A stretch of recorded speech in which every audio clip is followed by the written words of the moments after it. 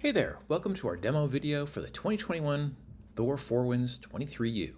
Before Susan and I dive into the practical walkthrough of its features, we wanted to take a moment to share our journey with this incredible RV. We've had some truly unforgettable adventures with this beauty, from winding mountain roads in the west to serene lakeside campsites in Yellowstone. The Thor Four Winds has been our reliable companion through it all, but now it's time to pass the torch to a new owner. You see, just over 3 years ago, we ordered a brand new RV.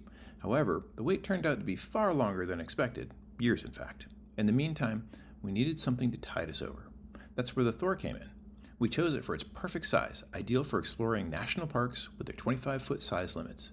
And after years of renting RVs and picking the brains of mechanics, we knew exactly what we needed: reliability. We heard horror stories about slide-outs getting stuck, motorized steps malfunctioning, and awnings causing headaches, so we knew what to avoid.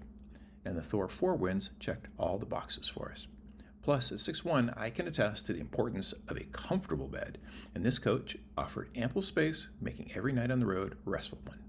After a couple of years of strategizing, experimenting, and making modifications for safety, comfort, and convenience, the RV we ordered finally arrived. And now, I find myself torn about letting go of this one. So, as we embark on this journey to find a new owner of our beloved Thor Four Winds, we invite you to join us in this demo video where we'll showcase every inch of this amazing RV. Let's dive in. Okay, so let's cover this half of the kitchen. This is our wardrobe with our full-length mirror.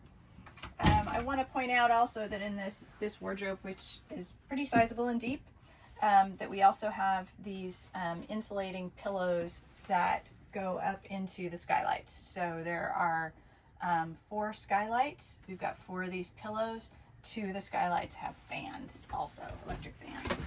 Our furnace output is here. Below that is a pretty deep drawer. And there is another drawer here underneath the refrigerator. The refrigerator and freezer are quite sizable. We can do more than a week's worth of groceries in here. We've installed some thermometers in here so that you can measure the output of or how the fridge is doing. This fridge works on both propane and 120 electric. So most of the time, if you're not plugged in, it's going to be working on propane. But if you are plugged into shore power, it will automatically switch over and be using electric power. Now on to this side of the kitchen. I'll start at the back, at the bottom. We've got terrific storage under the sink, including the drawers for like your silverware. And above the sink, 2 huge cabinets for all of your dishes or whatever you want to put in here. We've installed these nets so that we don't have things sort of flying out of these cabinets as we go down the road. The sink is pretty huge. We've installed a net here to hold fruit. Underneath here, there's a light and a fan. There's switches for both of those right here. On this side, we have yet another cabinet that is the full depth, goes all the way back there. We've got our microwave, just a normal microwave, a 3-burner propane cooktop, and an oven. We didn't expect to get an oven, but this unit has an oven. Lastly, this is the last cabinet, a very deep, large cabinet under the oven.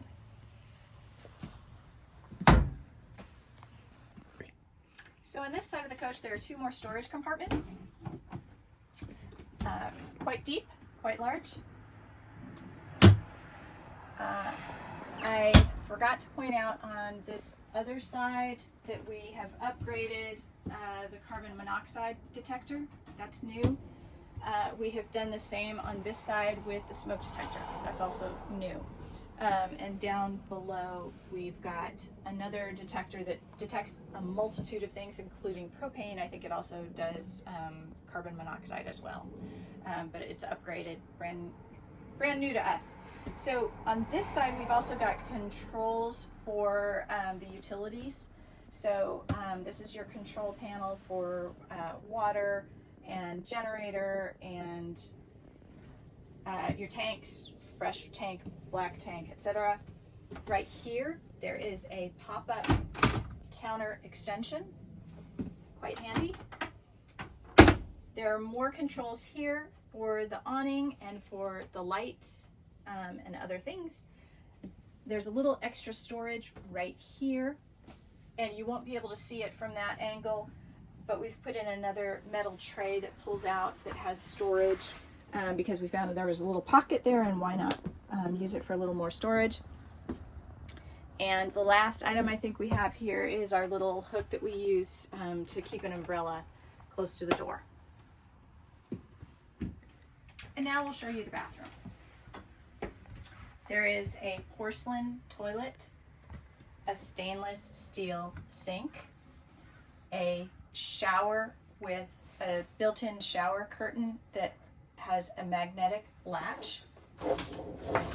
The shower is 24 by 36 with storage space available in the shower and a faucet that has a little switch up at the top so you can turn the water on and off real quickly. There's a skylight in the shower. There is a hatch here to let air out with an electric fan. The switch for the electric fan is right here. There is a sizable medicine cabinet as well as a sizable cabinet under the sink with these extra shelves. Lastly, there are hooks for towels. There's one hook here for towels, and there are 3 towel racks right here. That's the bathroom. So let's take a look at the bedroom. First of all, we've got the most important part, the bed. It's 54 by 80, roughly queen size-ish. There's also a privacy curtain here that comes all the way around. There's separate lighting in the bedroom that turns on with a switch over here. Storage in the bedroom. We've got 15-inch deep cabinets that start here and go all the way around. So you've got the use of that corner back there.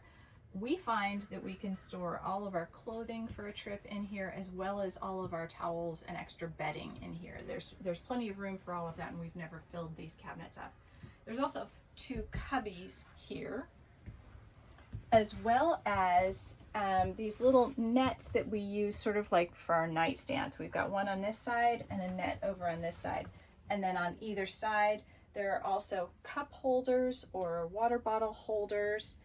There are reading lights above the bed, and we've installed an extra reading light. The windows are obviously huge, and the shades come all the way down and provide blackout shades. And this particular window opens so that you've got plenty of ventilation. Additional ventilation right here in a skylight that opens up. And the last thing I think in the bedroom is that we've installed a new thermostat. This thermostat is programmable so that we can have the furnace turn on and change temperature down to a different temperature during the night because it's fully programmable. And then we can bring it up to a little higher temperature when we wake up in the morning, or however you want to program your thermostat. So that's the bedroom. Okay, so this is the bunk over the cab, or your sort of spare bedroom here. It's a huge storage area. The length is 96 inches. The width is 54 inches. So it's huge for storage or a bed. It has a working TV there that folds all the way against that wall, so it folds completely out of use, or comes all the way out to this edge so that you can see it here if you're sitting at the dinette. You'll see right below there we have 2 solar panels. So that's 200 watts of solar that you can use as backup power. They're portable. Above we have a skylight that opens up for ventilation. Over on this side we have a window that also opens up for ventilation. The safety features here for the bed, you've got the ladder to get up and in and out of the bed, and this mesh net that attaches to the ceiling so that nobody rolls out of bed. We installed something extra. We've got these sound dampening curtains here that go ceiling to floor. That makes it so that when we're driving down the freeway and we're sitting in the cab, it sort of dampens all the noise. It sort of cuts off all the noise from the rattling of objects back here in the cabin. In addition to that curtain, there is a short privacy curtain, and this one, vents pretty well, so that if somebody just needs a little privacy up here, there's still some pretty good airflow through this one. So that's the bunk over the cab. So I'll point out a couple of things here in the cab. We noticed that we were a little uncomfortable in the cab because the engine is right here, and it was making the cab a little bit hot, and also it was just loud. So we actually took out the carpet and replaced it with this special, very thick, sound dampening carpet that also insulates the heat. In addition to that, we took out this entire doghouse and put very thin insulation on the inside of that so that this heat from the doghouse isn't making us uncomfortable. Another thing that's in here, this is the privacy curtain that is made for these windows in the cab so that at night you can put this all up. It attaches with Velcro, goes in really easily, and it gives you privacy inside of the motorhome. Another thing, we have labels in opportune places around the motorhome. This one is telling you that the height is 11 feet so that as you're driving along, if you come across something and it gives you the height, you can immediately, you don't have to remember or be sitting there going, how tall are we? You can see that the height is 11 feet. And there's different labels like that in little places throughout the motorhome to remind us of things we need to be reminded of. So a couple of notes on the electronics and safety equipment we've got going here. So you notice that we've got two screens here. This one is always on, and it's wireless, and so you can turn it on and off from here. And it's got a auto sensor, so if it detects that it's not got the signal anymore, it automatically will turn off the screen, not kill your battery. This one is built into the Apple Play head unit, and it is a backup camera, so it comes on automatically when you're in reverse. And you can see you're pointing down at the bumper, whereas this one is meant to be rear view, more like a rear view mirror, so you can see, you know, way back and see what traffic is doing because it's up on top over there. And power kill, disconnect the power so you don't get any phantom loads. Monitor there, lots of cup holders here.